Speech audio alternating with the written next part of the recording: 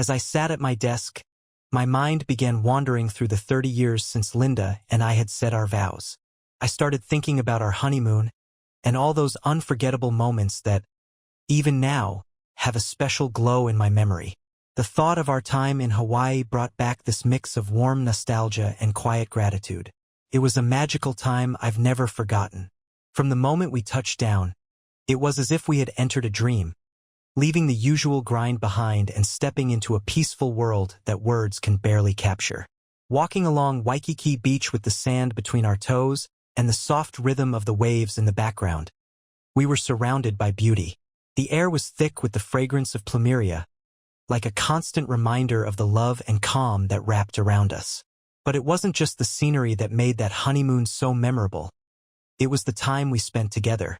Hiking through the thick jungles and stumbling upon hidden waterfalls felt like we were unearthing nature's best-kept secrets. Together, we stood in awe of the raw beauty and power of the world around us. Our secluded spot in Maui, perched on a cliff, gave us views that felt endless. Every sunset painted the sky with vibrant colors, and with her in my arms, I felt nothing but love and devotion. Those evenings were like something out of a fairy tale, with candlelit dinners on the beach, the sky above glittering with stars. We indulged in fresh seafood and the local flavors, savoring every moment. What truly made those nights special, though, was the way Linda's eyes sparkled with love. Hawaii wasn't just a place. It became the heart of our love story, filled with moments and dreams we built together. Thinking back on our honeymoon makes me appreciate just how deep and beautiful our relationship was. It reignited our love and solidified our bond, giving us moments of pure happiness and peace. Even now, I hold on to those memories, thankful for the paradise we once shared. Fast forward 30 years, and I was still lost in thought when my secretary walked in. She found me staring out the window with a grin. "Liam, what's been putting you in such a good mood? Win the lottery?" She joked. That's when I realized I had been walking around with a smile on my face for 2 weeks straight. I mentioned how Linda had been especially loving lately, showering me with attention and making me feel valued and appreciated again. It felt like we were reliving our honeymoon, and I was acting like a smitten teenager, eager to spend every minute with her. I didn't want this new wave of happiness to fade. Our marriage had always been strong, but 30 years can make things feel routine. Lately, though, Linda had been uncharacteristically affectionate, constantly seeking closeness every night, rekindling parts of our relationship that had been dormant for years. Never once did I think there was anything more behind it, just that maybe she, like me, wanted to reignite the spark. Feeling inspired, I decided to surprise her with a romantic night. I left work early with a grin on my face, picked up 2 dozen roses, her favorite bottle of wine, and some chocolate-covered cherries. My plan was to spoil her, and at dinner, surprise her with a 7-night cruise to celebrate the life we'd built together. What I didn't know at the time was that 2 weeks ago, Chloe had a heart-to-heart with her mom. "I love Dad so much, and I'm terrified that if I go through with this, I'll break his heart. Mom, Dad loves you, and he'll understand. You've said it yourself, you need something more, something different than what you've had. And, let's face it, Dad's not getting any younger. He'll understand what you're going through and let you have this one little indulgence. I just don't see how I can face him and tell him I'm going on a date with another man. Feels wrong. Don't worry about that. I'll take care of it. Brian will be waiting at the restaurant at 7 p.m., and you'll be ready to leave by 6. When Dad gets home, I'll explain it to him and he'll understand. This isn't about love. It's just about fun and exploring new friendships. In the meantime, make Dad feel special.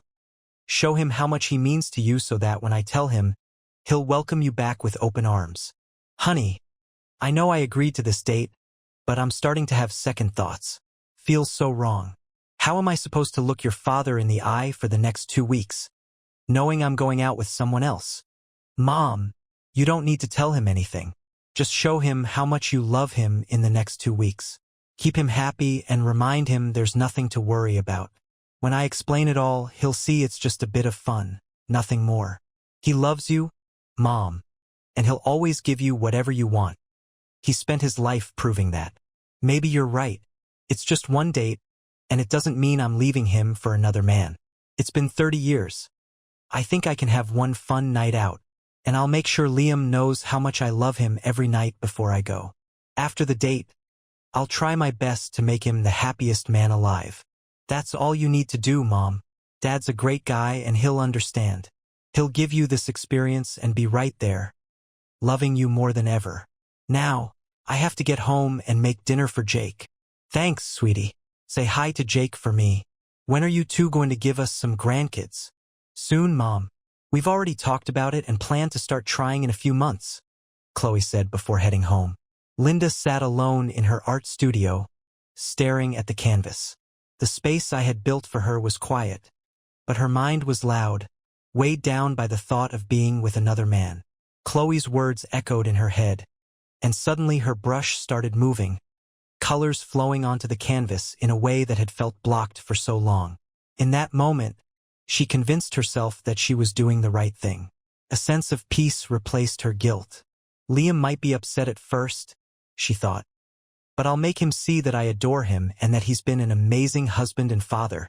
I'll show him I'm still the best wife for him. That night, as part of her plan to overwhelm me with affection, Linda put on my favorite nightgown, one she hadn't worn in years.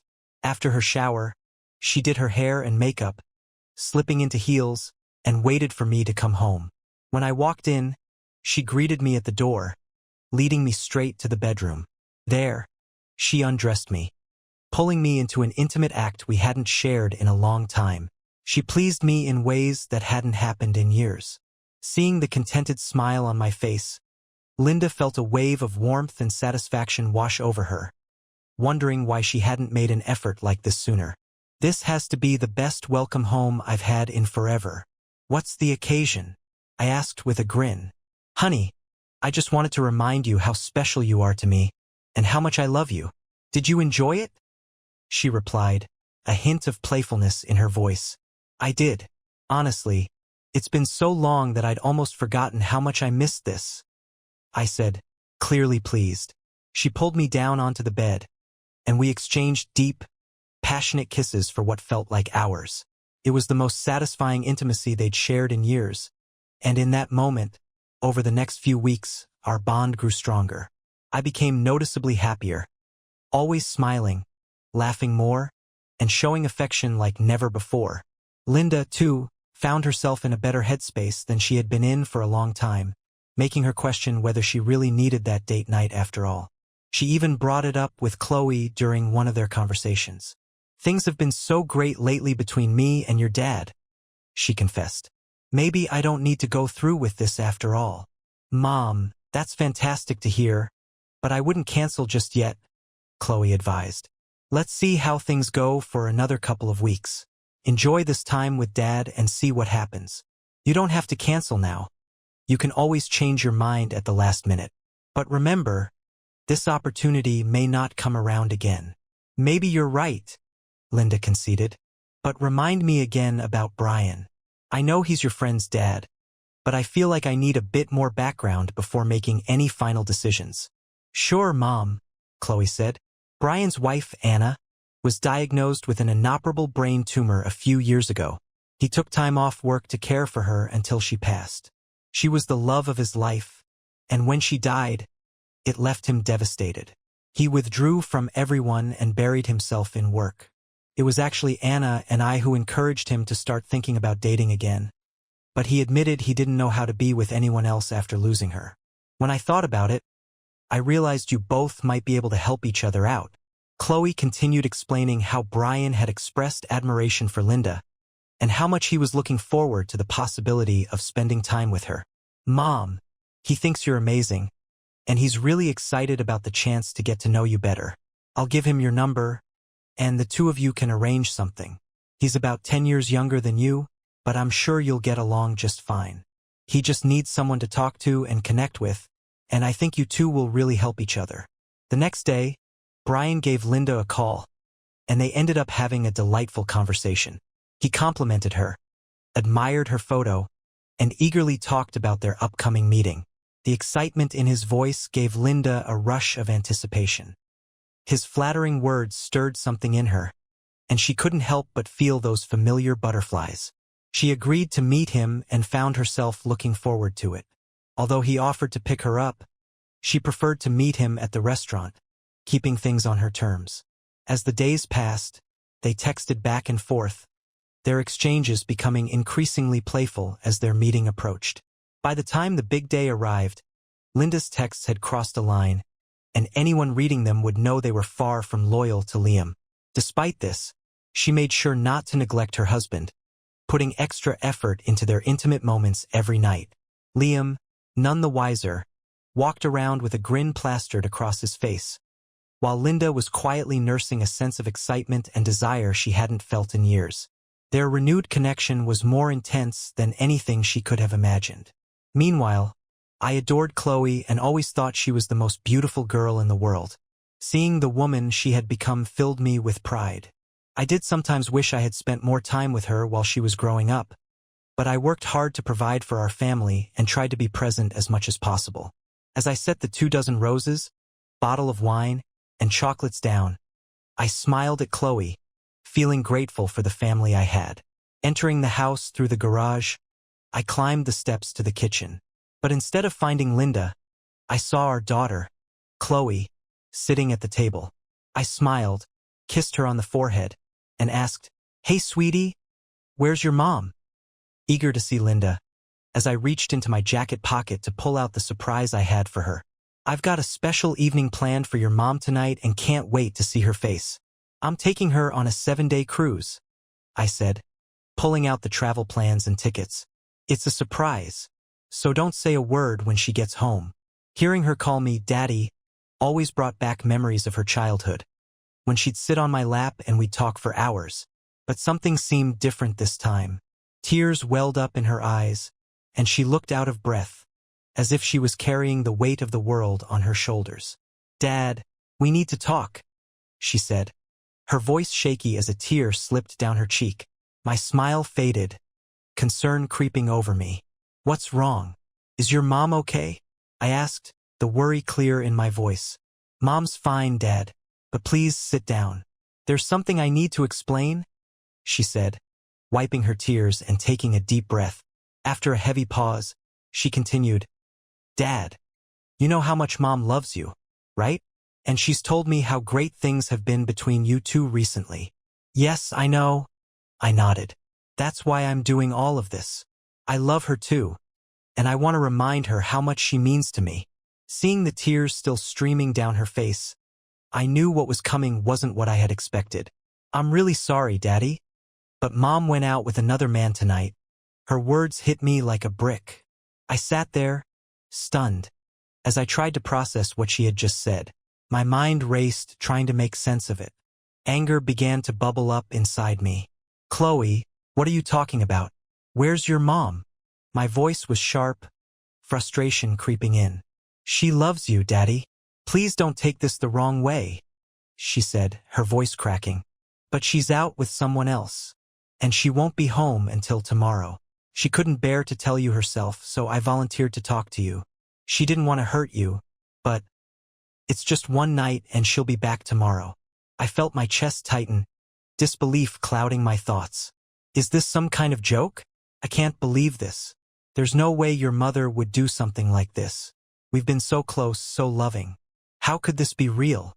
Dad, she loves you so much, but after 30 years of marriage, she just felt like she needed something different. Just once. She's not leaving you. Nothing's changing between you two, except maybe she'll love you even more for understanding." I stared at Chloe, barely able to comprehend what she was saying. "Chloe, why are you involved in this? Your mom shouldn't have dragged you into it. This is something I should be discussing with her, not you. How did she even get you mixed up in this?" "Dad, Mom and I have always been close. We talk about everything. She said things had slowed down between you two, that she wasn't feeling the spark anymore. My friend's dad lost his wife a few years ago, and he needed someone too. So, I introduced them," she admitted softly, her eyes filled with guilt. I shot up from my chair so fast that it tipped over, crashing to the floor. "Are you serious? You set your own mother up on a date with another man? Is that what you're telling me? My voice was shaking with anger as Chloe sat there, head down, unable to meet my eyes. I started pacing around the kitchen, trying to make sense of the bomb she'd just dropped. Damn it, Chloe, answer me. I roared, towering over her, my frustration boiling over. Did you arrange this? Is my wife your mother? On a date with your friend's dad because of you? At my outburst, Chloe flinched. I'm so sorry, Dad. Yes, I did. I know it sounds bad when you put it that way, but I was just trying to help a friend. Help a friend. I spat, the words burning on my tongue. What about me? What about our family? How could you even think of doing something like this? My voice kept rising with each word, my chest tightening with anger. Where is she right now? And why did you say she won't be back until tomorrow? They're at a restaurant. I don't know which one, she admitted quietly, her voice trembling. After dinner, they're spending the night together, just this one time. She'll be back tomorrow, I promise. Dad, she loves you. For the past 2 weeks, all she's talked about is how much she loves you and how she doesn't want you to be hurt. It's just one night. She thought you'd understand and give her this chance. So that's it, huh? I said bitterly. I thought her affection these last 2 weeks was real. I thought we were rekindling something. But now you're telling me it was just her way of easing her own guilt. Well, I can tell you right now, this isn't going to end well. Chloe started crying, tears streaming down her face. Dad, it's not like that. She wasn't pretending, and she wasn't trying to hurt you. She just wanted to show you how much she loves you. Can't you give her this one night? She's been looking forward to spending the rest of her life with you. Talking about your retirement, the grandchildren Jake and I plan to have. She loves you, Dad. She really does. I stared at her in disbelief, a bitter laugh escaping my throat. Ironic, isn't it? That dream of growing old together ended the second she agreed to go out with someone else. So who is this guy? He's Anna's dad. He's really nice, Dad. I think you'd actually like him. Oh, great. So I'm supposed to become best buddies with the guy who's sleeping with my wife now? Maybe we can grab a beer, and I'll let him borrow your mom on the weekends. Is that your plan? My sarcasm cut deep, and Chloe shrank back, realizing the full weight of what she had done. I kept pacing, my mind racing, trying to keep control. After a few moments, I stopped and turned to Chloe, my voice low but filled with venom. Listen to me carefully, Chloe. You need to leave. Right now. I need time to process what you and your mother have done to me. Don't call me, don't text me. Your betrayal is unforgivable. You are no longer my daughter. Do you understand me? I don't want to see or hear from you ever again. Get out of my house. Chloe broke down, her sobs filling the room. Dad, please don't say that. I love you, and I want to stay with you tonight. Mom and I thought it would be best if I stayed so you wouldn't be alone. The disrespect you've shown me makes me question whether you ever loved or respected me at all. I shot back, shaking my head in disgust. You're just like your mother. I spent my life working hard to give you both everything. And this is how I'm repaid? Turns out I was just the paycheck, wasn't I? I never earned your respect, did I? Chloe was sobbing uncontrollably now. Dad, I love you. Please reconsider. Let Mom explain tomorrow. You've had 30 amazing years together, and I know you love her. Give her this one thing and she won't leave you. I swear she loves you. She can have whatever she wants, I said coldly. But she'll never have me again. There's no coming back from this. Everyone involved will face the consequences, including the man who took my wife. Now get out. You've shown your true colors, Chloe. You're no longer my daughter. With tears pouring down her face, Chloe fled the house in agony, her heart breaking under the weight of my words. She never expected me to react like this, never thought I'd disown her. For the first time, she realized that in trying to help her mother, she had crossed a line she couldn't uncross. She knew I loved her and Linda, but my fury was undeniable.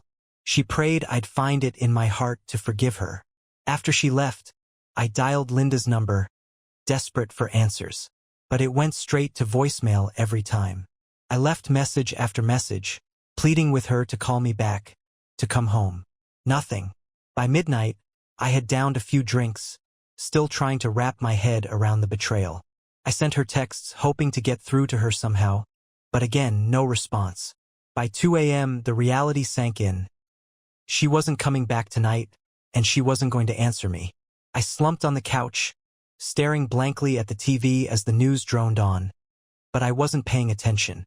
My world had collapsed in a matter of hours. I thought about the life we'd shared, the 30 years we had spent together. Our milestones, our laughter, even the quiet nights where we'd fall asleep in each other's arms. Sure, our intimacy had become routine, but I never once complained. We'd always say, "I love you," before bed, rarely fought, and I thought those words actually meant something. But now I wasn't so sure. I looked out the window at the art studio I built for her, her sanctuary for the last 2 decades. It hit me like a punch to the gut. Maybe that studio meant more to her than I ever did. I was proud of what she had achieved, but had I been pushed aside all along? I'd always wanted her to be happy, but at what cost? The conversation with Chloe weighed heavily on me. Linda wanting to be with another man blindsided me. I had no idea she was unhappy in our marriage, and it stung that she had confided in Chloe instead of talking to me. The humiliation and anger were overwhelming. As I sat there, staring at the house we'd built together, I remembered that it and the land were in my name, an inheritance from my grandfather long before we got married. No mortgage, no ties that could hold me back. Fueled by alcohol and sheer rage, I began to plot how I could hurt Linda the way she had hurt me. I stood up, feeling a rush of determination. Whether it was the booze or the betrayal, I didn't know. But I was done wallowing. I stormed up to our bedroom and started gathering all of her things. I made trip after trip, carrying her shoes, her clothes, her jewelry, everything, into the art studio. I dumped it all in a pile in the center of the room. Then I went back for the photo albums, including our wedding pictures, and tossed them on top. Remembering a few more things stored in the attic, I headed up to retrieve them. Among the items were her wedding dress, old baby clothes, and some keepsakes, all of which I added to the growing pile in the studio. It was astounding, really, how much she had accumulated over the years. I then took down every picture of hers that hung on the walls, photos, sculptures, sketches. All the things she had cherished for decades. By the time 5 a.m. rolled around, I was feeling tense but decided to give her until 6 a.m. to respond to my calls or messages. If I didn't hear anything by then, I'd go through with the plan. I walked through the house one last time, making sure I hadn't missed anything important to her. By 5:30, I grabbed the 20-liter gasoline can from the garage and brought it to the studio, waiting for 6 a.m. to strike. In the meantime, I went online and canceled our joint credit cards, transferred funds to my personal account, and withdrew cash from the safe. I packed a few suitcases, loading them into the truck. I had no intention of staying here until the lawyer sorted everything out. At 6:05 a.m., when my last shred of hope faded, I made my move. With gasoline in hand, I doused the entire pile of her belongings and ran a trail of fuel along the studio walls. I hesitated for a moment, taking a deep breath, and then struck a match. In an instant, flames roared to life, devouring everything she once held dear. The fire spread quickly, glowing bright enough to be seen from the street. Before I could fully register what I had done, her entire world was engulfed in flames. Driving down the highway, a profound sense of realization hit me like a truck, adding to the state of shock I was already in. Tears poured down my face as I faced the harsh truth. My once happy marriage had gone up in flames just like that studio. It wasn't long before the fire jumped to the back porch, threatening the house itself. Luckily, firefighters arrived before the flames consumed the entire place, but the damage was done. The house was heavily damaged by smoke and would need significant repairs before anyone could live in it again. By that point, I was already 90 miles away, having checked into a cheap motel, paying cash to keep off the radar.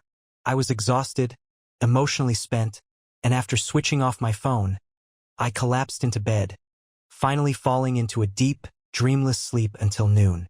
When I woke up, I found dozens of missed calls and texts from Chloe, Linda, and even the sheriff. Now, here's Linda's side of the story. After stepping out of the Uber, I met Brian at the restaurant, feeling a strange mix of nerves and excitement. He was waiting at the reception desk, smiling warmly when he saw me. He took in the sight of my little black dress, the sheer tights, and my high heels, his gaze lingering on my neckline. His attention made me feel a spark of confidence I hadn't felt in years. Earlier that day, I had spent hours at the salon, making sure my hair and makeup were flawless.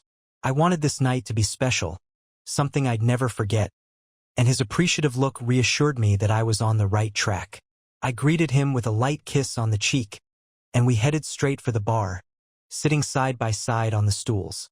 When I stood to adjust my seat, I caught him glancing at my nylon-clad legs, and we exchanged smiles as he ordered our drinks. To avoid distractions, I turned off my phone. Tonight was all about this one-time experience, and I was determined to savor every moment. The chemistry between us was undeniable. The conversation flowed like we'd known each other for years, and I found myself flirting in ways I hadn't with Liam in a long time. My hand would brush against his arm, my smile lingering just a little too long. I was committed to embracing the evening, to rediscovering a part of myself I thought I'd lost. After our second round of drinks, the hostess came by to let us know our table was ready, and we followed her. Dinner was everything I'd hoped it would be: delicious food, great conversation, and a level of ease I hadn't experienced in a long time. At some point, he leaned in and asked if I still wanted to spend the night with him. Teasingly, I slid my foot between his legs, my answer clear in that bold move. His grin widened, and within minutes we were heading out, hand in hand, making our way to his pre-booked hotel room. As the elevator doors opened on the 14th floor, a sudden wave of guilt rushed over me. For a fleeting second, I thought of Liam. The memories of our life together flashed before me. But just as quickly as those thoughts surfaced, Brian pulled me close, planting a soft, reassuring kiss on my lips. In that moment, the guilt faded, and I let go of any hesitation. Tonight, I belonged to Brian. The second we were in the room, he wasted no time unzipping my dress, letting it fall to the floor as he stripped off his own clothes. He spun me around, admiring the view before reaching to undo my bra. I was laid gently onto the bed, and as the night unfolded, it became one of the most intensely sensual experiences I had ever had. I kneeled before him, running my hands along his body, and he removed my pantyhose with ease, urging me to keep my heels on, saying how much he loved the way they looked on me. Throughout it all, he showered me with kisses, showing a level of skill and passion I hadn't felt in years. Every so often, thoughts of Liam would creep in, but I pushed them aside, fully immersed in the moment with Brian. At one point, he gazed into my eyes and whispered, "I love you, Linda." His words caught me off guard, stirring emotions I hadn't expected. I found myself tearing up, moved by the unexpected tenderness of the moment. We made love several times that night and again in the morning, each time more passionate than the last.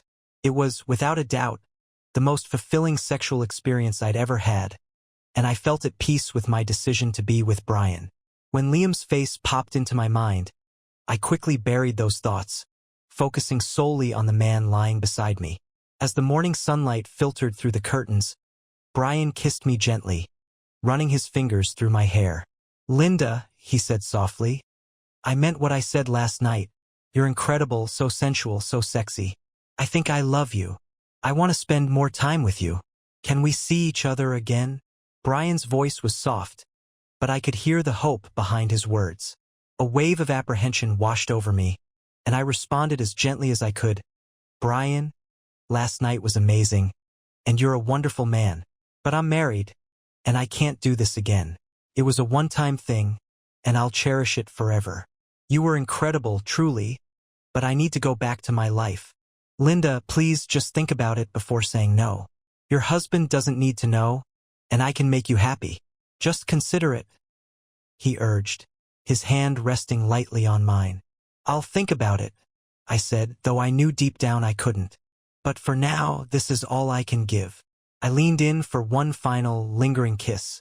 As he held me close, I momentarily let myself sink into the comfort of his embrace.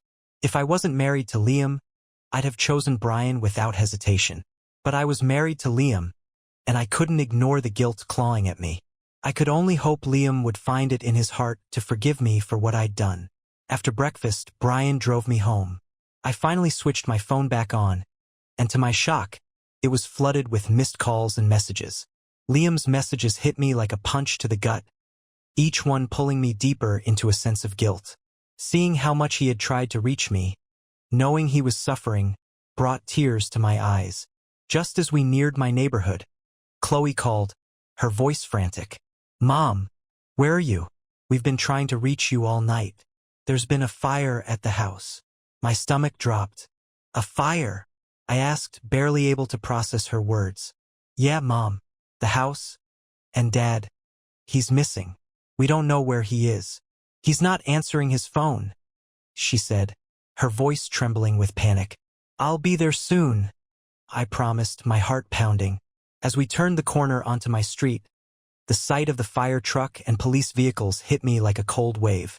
My hands shook as I fumbled to get out of the car. There didn't seem to be much visible damage from the front, but I rushed toward the firefighters to get answers. "Are you the owner of the house?" one of them asked. "Yes, I'm Linda Parker," I replied, my voice barely steady. "Well, Mrs. Parker, we managed to save the house itself. Only the back porch was damaged, but I'm afraid you can't stay here until the smoke inside has been dealt with. The biggest loss was the studio behind the house. It's completely destroyed." His words knocked the air out of me. My legs gave way, and Brian caught me just in time, helping me to sit down on the curb. "My studio, it's really gone?" I asked, numbness washing over me. "Yes, Mrs. Parker, it's all gone. We'll investigate the cause of the fire, but the police detective has a few questions for you in the meantime." I struggled to stand as the weight of the situation pressed down on me. Before the detective could approach, I made a beeline for the back of the house. When I reached the charred remains of my studio, Sergeant Taylor caught up with me. "Mrs. Parker, do you know what happened here?" he asked, his tone professional but probing. "No," I replied, my voice shaky. "I wasn't here last night. I have no idea what could have caused this." Sergeant Taylor's gaze shifted to Brian. "Are you her husband?" he asked, suspicion creeping into his voice. "No, just a friend," Brian answered quickly, and I felt my face flush with embarrassment. "And where is your husband, Mrs. Parker?" Taylor asked, his eyes narrowing. "I don't know. He's not answering his phone," I said, my voice breaking with worry. "And where were you last night?" he continued. I was with Brian at a hotel," I admitted, knowing how damning that sounded. "Are you and your husband separated?" the sergeant pressed, his tone sharper now. "No, we're not separated. We were happily married," I stammered, realizing how foolish I sounded after just confessing to spending the night with another man. "Do you know where he might be now?" "No," I said, feeling more desperate by the second. "He hasn't answered any of my calls." "We'll need to speak with him," Taylor said, handing me his card. "When you reach him, please have him call me." As the sergeant walked away, I was left standing there, overwhelmed by a mix of anger and fear. The studio, the one place that had been my sanctuary for years, was gone. And I knew, deep down, that Liam had done this out of anger.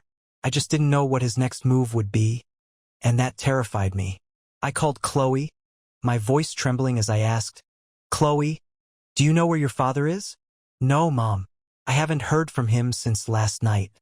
He's ignoring all my calls too," she replied, her voice cracking. Tears welled up in my eyes. "Chloe, why didn't you stay with him like we planned?" "Mom," she said, sobbing, "he threw me out. He said I'm not his daughter anymore." Her words cut through me like a knife.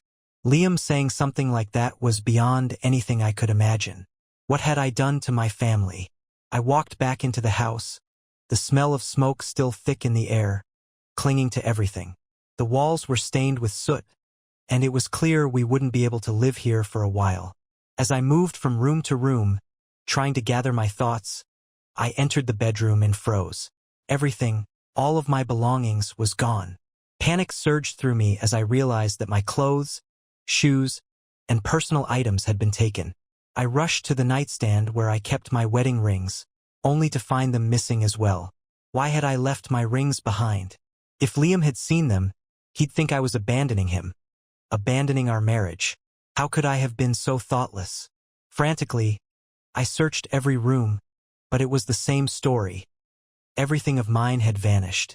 A horrifying thought crossed my mind. Had Liam destroyed everything? Was there nothing left? I ran back outside to the charred remains of the studio, my heart sinking when I saw the debris up close. Among the ashes were fragments of picture frames, scraps of clothing, and remnants of what had once been my life. Liam hadn't just removed me from the house. He had obliterated everything important to me. He had cut me out of his life entirely. I called Chloe again, sobbing. "Chloe, I think I've lost your father. I don't know what to do." "Mom, don't say that.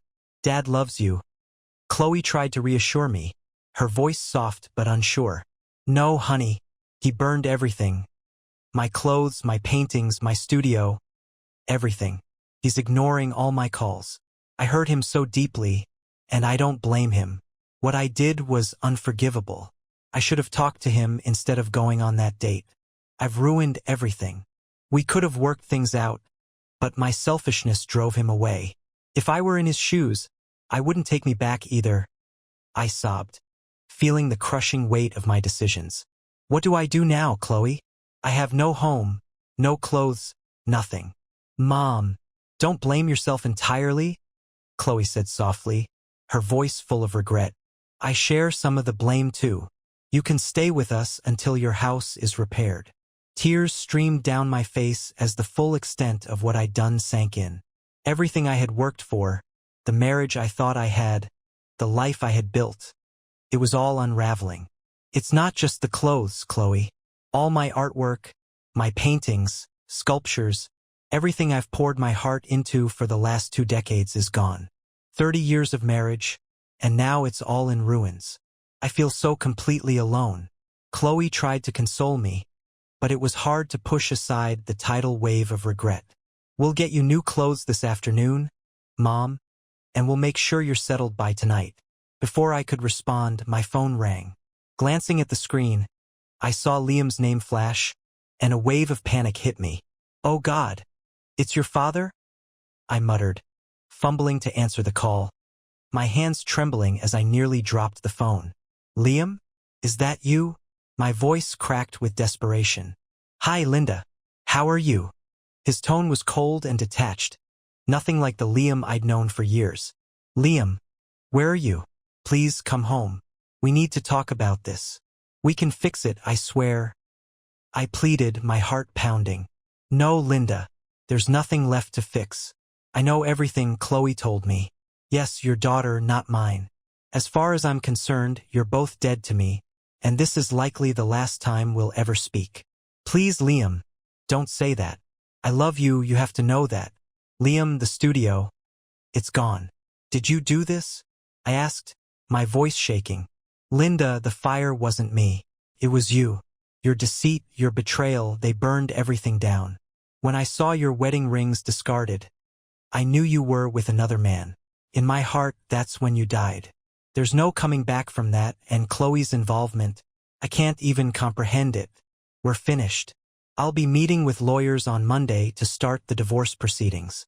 Liam, please, can't we talk? We've been together for 30 years. You can't just throw it all away." I cried, desperation rising in my chest. "We are talking, Linda, but I'm not the one who threw away 30 years. You did that with your betrayal, with your lies. No man could accept or forgive what you've done.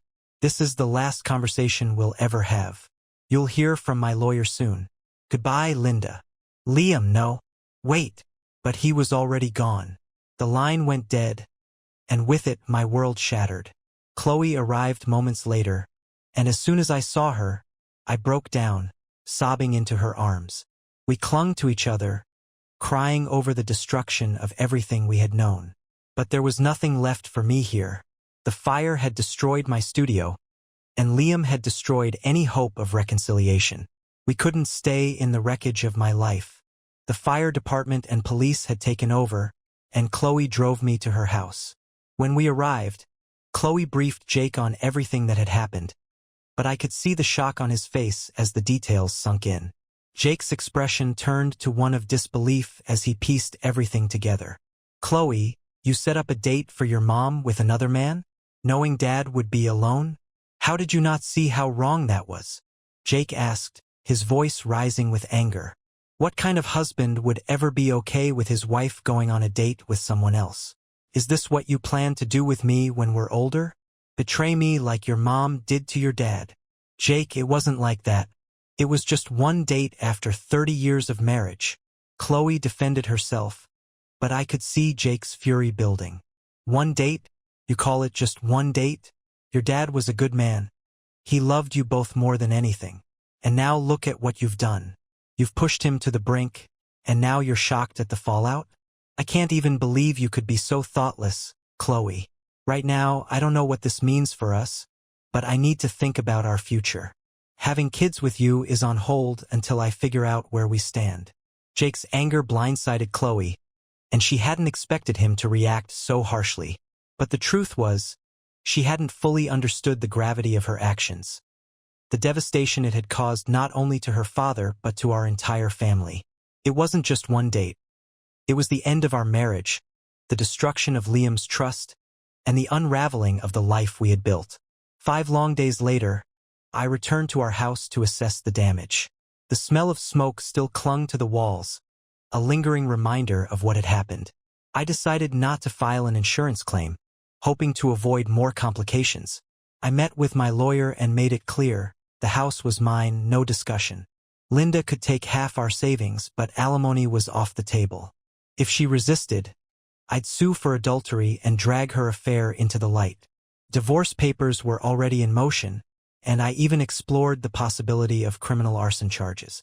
But without an insurance claim, it likely wouldn't stick unless I made a false report. As I stood in the house, taking stock of the damage, a neighbor who knew Chloe saw me and called her. Before long, I heard Chloe's voice calling through the house. "Dad, Dad, where are you?" I stayed silent, busy assessing the repairs that would need to be done. I stared out the window at the smoldering remains of Linda's studio, feeling a twisted sense of satisfaction. Chloe eventually found me in the bedroom and ran to me, wrapping her arms around me in a tight embrace. "Daddy, please. I'm so sorry. Please forgive us. We love you," she begged, her tears soaking my shirt. I pulled away, my voice cold. "Chloe, I can't forgive either of you. I told you to leave me alone, and I meant it. You say you're my daughter, but you broke my heart. You're just like your mother, deceitful and selfish. I'm done. Now let go of me and leave. Dad, please. Mom needs you. She's staying with us, and she misses you so much. She cries all the time and wants to apologize. Please, come see her." Chloe pleaded, desperation in her eyes. "Never. When she went on that date, she ended our marriage. She left her wedding rings behind. Chloe. She made her choice, and it's over. You both can contact me through my lawyer. I'm getting a new phone and a new number today. Go home and take care of your cheating mother. Are you really willing to throw away 30 years with her?" Chloe's voice broke, barely able to believe what she was hearing. "No, she threw away 30 years the second she went to him. You and your mother destroyed my life, and for that, I will never forgive you. Now, get out of my house." My voice was ice cold. Chloe ran out, sobbing just as she had before. My words had cut her deep, but I felt nothing. The betrayal was too immense. Even years of therapy couldn't undo the damage that had been done. The next day, Linda received the divorce papers, the final nail in the coffin of our marriage. She tried to reason with me, went to counseling, and made every effort to speak to me. But it was useless. I had cut all ties, not just with her, but with Chloe too. Jake, furious and disillusioned by their actions, eventually reached out to me, expressing his own anger and disbelief at what Chloe and Linda had done. Jake reconsidered having children after Chloe's betrayal. The trust they had once shared was shattered, and they entered couples counseling, desperate to salvage what was left of their marriage. Linda, meanwhile, had hoped to return to the home she'd shared with Liam once it was rebuilt, but the divorce papers made it clear that house was no longer hers. She was granted half their savings and $3,000 a month in alimony for 10 years, though Liam fought hard to avoid paying. Now, for the first time in 30 years, Linda had to face life alone, forced to find work to support herself. She moved out of Chloe's place and into a small, modest apartment near the city center. With no choice but to start over, she took a job at an art gallery to make ends meet. Gone were the days when she could spend hours creating in the beautiful studio Liam had built for her. Gone were the views of the lake from the windows she had once cherished. Her artistic freedom had vanished, replaced by the harsh reality of working to survive. The luxury and security of her former life, along with the love she had once taken for granted, had all been lost for one reckless night with another man. No amount of tears could wash away the pain of her choices. Liam, her devoted husband, would never speak to her again. Hearing that he had disowned Chloe, too, broke her heart even further. Chloe, devastated by her parents' separation and the part she played in it, sank into depression. Desperate to save her own crumbling marriage, she sought the help of a therapist, trying to make sense of the mess she had caused. Months passed, and eventually, Liam had the house repaired. He kept up with the court-ordered payments, but when the repairs were complete, he sold the house and moved on. Linda, clinging to the hope of reconciliation, returned to the house one last time, only to be greeted by a young couple at the door. "Hello, can we help you?" the woman asked, smiling politely. "I'm looking for Liam Parker. Is he here?" Linda asked, her voice unsteady. "No, he sold us this house and moved away. He was very kind." "Are you Linda?" "Yes," she whispered, her heart sinking. "He left an envelope for you," the woman said, handing it over. "Thank you. I hope you enjoy your new home," Linda managed to say as tears began to fall. Turning away, she knew she would never see Liam again. Back in the loneliness of her small apartment, she opened the letter, her hands trembling. Letter, Linda, 30 years together, and for a long time, I believed I wasn't the husband you needed. But now it's clear you didn't need a husband at all. What you needed was a circus, and I guess your antics finally made that clear. You wanted more, and congratulations, you found it outside our marriage. Those 2 weeks when you pretended to be a loving wife again. I should have known it was just a setup for your grand betrayal. While I was planning a special night for us, you were out with another man. You didn't just break us, Linda. You destroyed us. I've done us both a favor by disappearing. Don't try to find me. I'm starting fresh in a place where your face and Chloe's no longer exist. Consider our home another casualty of your selfishness. I sold it, and maybe the new owners can rid it of the stench of betrayal. You want closure? Consider this letter it. Here's to your new beginnings. May they be as fleeting as your loyalty. Farewell. From the man who once loved you. Linda thought she had no tears left, but as she read the letter, she broke down again, sobbing uncontrollably into the night. The thrill she had once felt with Brian was long gone, swallowed by overwhelming regret and sorrow. At 52, alone, and without Liam, her future seemed bleak. She had traded a lifetime of love and comfort for a fleeting moment of reckless pleasure, and the price she paid was immeasurable. Meanwhile, Liam confronted Brian one night, just before Brian was set to leave for Ecuador. When Brian opened the door, Liam barged in, revealing himself as the husband of the woman Brian had slept with. Brian tried to explain, saying he thought Linda was okay with it, that he never would have pursued her otherwise. But Liam wasn't interested in excuses. Months of pent-up anger and heartache exploded in an instant. Grabbing a crowbar, Liam unleashed his fury. The encounter was swift and brutal, leaving Brian's life forever altered. By the time Brian reached the emergency room and reported the assault, Liam was already on a plane to Ecuador. Detectives discovered 2 weeks later that he had left the country. There wasn't much they could do. Ecuador doesn't extradite for assault charges. Brian spent weeks recovering in the hospital and months in physical therapy. The 25 stitches that crisscrossed his face would always remind him of that night and of the consequences of getting involved with a married woman. He never contacted Linda or Chloe again. Jake nearly walked out on Chloe, furious with her for what she had done to her father. But with the help of a psychologist, Chloe began to understand the enormity of her actions. She swore to Jake she would never betray him as she had betrayed her father. It took 2 long years before Jake felt ready to consider having children again, needing that time to be sure she wouldn't repeat the mistakes of the past. Despite Chloe's attempts at reconciliation, Liam held firm. He severed all ties with her, refusing to be part of her life. His love for her had been replaced by a cold bitterness, and Chloe would live with the knowledge that she had lost her father forever. When Linda and Chloe learned about Brian's assault, the weight of their guilt only deepened. They had played a role in the violence that had erupted, and the remorse they carried was unbearable.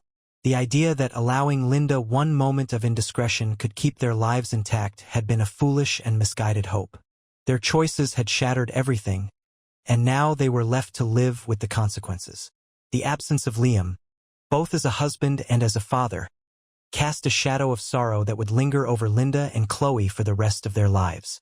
The burden of their actions was too heavy to ever fully shake. Linda never found another partner. Her dreams of growing old with Liam, of spending time with their grandchildren, faded into distant memories. The life she had once envisioned was gone. With Liam cutting off alimony after leaving the country, Linda struggled to maintain financial stability. She worked tirelessly just to keep afloat, and every night, she cried herself to sleep, haunted by the mistakes she couldn't undo. As for me, I now sit here with over $750,000 from the sale of our house and savings I'd built over 3 decades. I've settled into a comfortable life in Ecuador, enjoying the warm weather and the company of the locals who appreciate a generous American. 6 months after that terrible night, sitting on the beach with a cold beer in hand, I've come to realize something. Divorce is part of life. It's okay to be alone. What's not okay is staying in a place where you're not respected or valued. I won't make that mistake again.